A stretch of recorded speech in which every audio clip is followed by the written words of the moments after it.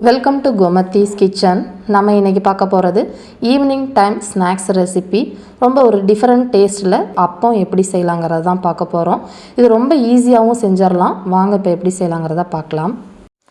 கோமதிஸ் கிச்சனை சப்ஸ்கிரைப் பண்ணாதவங்க சப்ஸ்கிரைப் பட்டனை ப்ரெஸ் பண்ணிக்கோங்க. உடனுக்குடனே அப்டேட் வேணும் அப்படின்னா பக்கத்தில் இருக்க பெல் பட்டனில் ஆல்ங்கிற ஆப்ஷனை மறக்காமல் ப்ரெஸ் பண்ணி வச்சுக்கோங்க.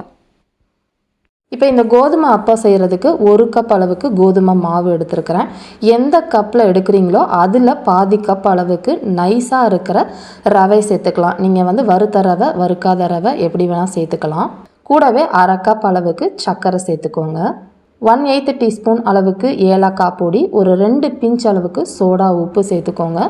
அதே மாதிரி ஒரு 1/8 டீஸ்பூன் அளவுக்கு டேபிள் சால்ட்டு சேர்த்து எல்லாத்தையுமே நல்லா கலந்து கொடுத்துருங்க.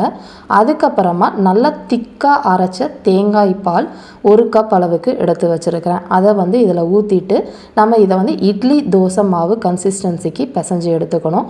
சப்போஸ் உங்களுக்கு தேங்காய் பால் ஊற்றுறது பிடிக்கல அப்படின்னா நீங்கள் காய்ச்சி ஆற வச்ச பாலை இதில் சேர்த்துக்கலாம். சூடாக சேர்த்துட வேண்டாம். இப்போ நான் 1 கப் பால் ஊற்றுனதுக்கப்புறம் பார்த்திங்கன்னா இந்த கன்சிஸ்டன்சியில் இருக்குது. இதுக்கு இப்போ கொஞ்சமாக தண்ணி ஊற்றி நான் மிக்ஸ் பண்ணி கலந்துக்கிறேன். இப்போ இதில் ஒரு 2 டேபிள் ஸ்பூன் அளவுக்கு துருவின தேங்காய் சேர்த்துக்கோங்க. இப்போ இதை கலந்துட்டு ஒரு 5 நிமிஷம் மட்டும் இதை ஊற வச்சுக்கலாம்.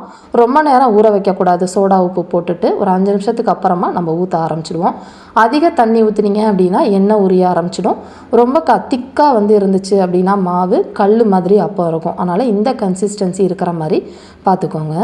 இப்போ எண்ணெய் நல்லா சூடானதுக்கு அப்புறமா ஒரு அப்பமாக போட்டு எடுத்துக்கலாம். சப்போஸ் உங்களுக்கு நல்லா செய்ய தெரியும் அப்படின்னா ஒரு அப்பம் போட்டு எழும்பி வந்ததுக்கு அப்புறமா அடுத்த கரண்டி அப்பத்தை ஊற்றி நீங்கள் எடுத்து வச்சுக்கலாம்.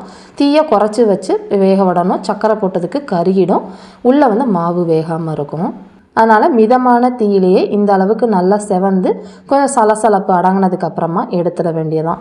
இதே மாதிரியே நம்ம எல்லா அப்பத்தையும் செஞ்சு எடுத்துருவோம். ரொம்ப ஈஸியாக செய்கிற மாதிரியான அப்பம் ரெடி ஆகிடுச்சு. டேஸ்ட்டும் ரொம்ப சூப்பராக இருக்கும். இதே மாதிரி அளவுகளோட செஞ்சு பார்த்துட்டு எப்படி இருக்குங்கிறத கமெண்ட் பண்ணுங்கள். வீடியோ பிடிச்சிருந்தாலும் கமெண்ட் பண்ணுங்கள். லைக் பண்ணுங்கள், ஷேர் பண்ணுங்கள். மறக்காமல் சேனலை சப்ஸ்கிரைப் பண்ணி வச்சுக்கோங்க. தேங்க்ஸ் ஃபார் வாட்சிங்.